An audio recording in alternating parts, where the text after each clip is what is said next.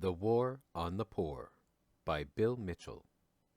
Mike Rhodes reported from California in Homeless Attacked in Fresno that in February 2004, quote, a coordinated multi-agency attack on homeless encampments earlier this month, the city of Fresno destroyed tents and other shelters used by the homeless.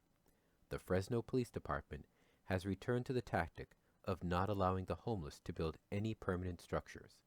With thousands of homeless on the streets in Fresno and homeless shelters able to provide only a couple hundred beds, a majority of the homeless have been turned into criminals. If you are homeless and can't get into a shelter, you are breaking the law if you try to sleep anywhere in this city. This new policy penalizes the homeless and criminalizes poverty. There have also been public service announcements telling the community to not to give money to the homeless. End quote. Guess what this picture is about? It used to be called the War on Poverty in the U.S. Now it seems to be the war on people in poverty.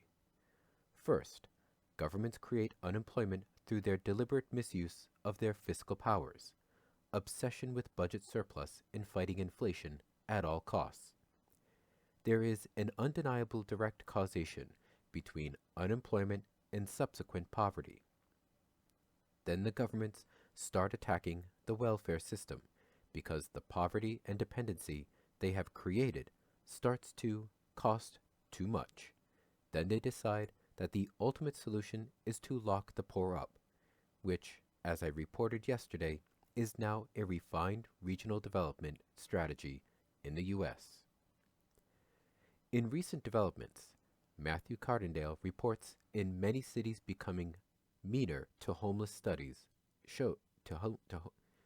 homeless study shows, published December 27, 2004, that, quote, cities across the U.S. are increasingly turning to criminalization tactics towards homeless people, end quote.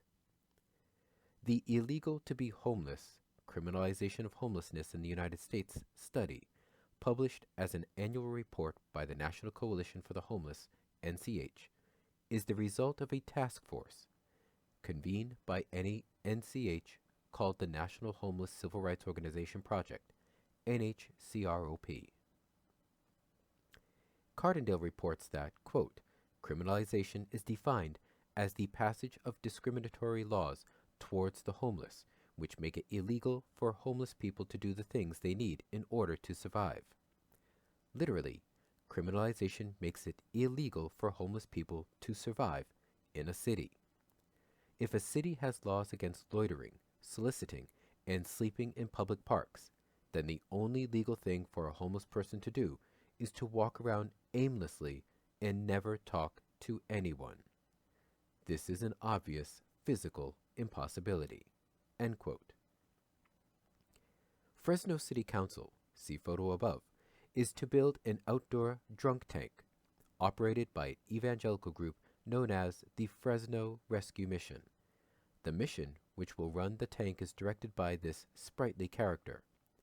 The drunk tank, to be built under a freeway, will be enclosed with a chain-linked razor wire fence in which persons would be put on public display for being intoxicated.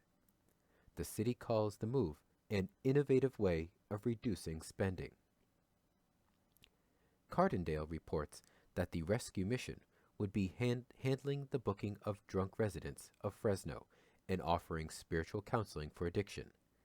That is, city funds would be used to pay for religious groups to care for drunk, homeless people who have to be prayed over against their will.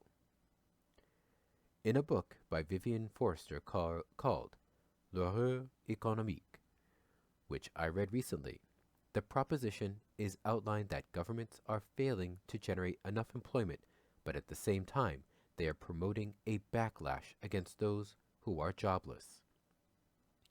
So on the one hand, the work ethic is pushed by governments and its neoliberal confidants, but there is, according to Ian Cotton in the Guardian Weekly, a, quote, constant downsizing of ever larger tranches of the working and now middle classes, the steady attrition internationally of welfare and union rights, the growing destabilization of those in work, let alone of the unemployed.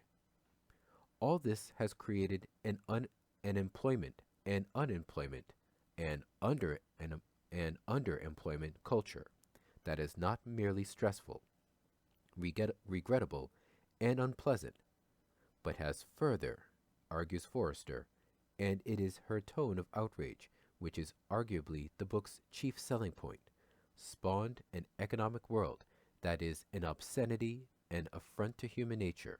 Indeed, in the words of the title, a horror. End quote. The book ventures into the notion that governments, elected by us, have made the unemployment dispensable to capitalist production and profit, and have instead been content to keep them alive. But soon, why would it not be implausible to declare this growing group of disadvantaged citizens totally irrelevant? Then different solutions might be advanced. Don't think of this off the track. After all, only 65 odd years ago, Germany decided that a definable cohort was to be exterminated. Spread the word.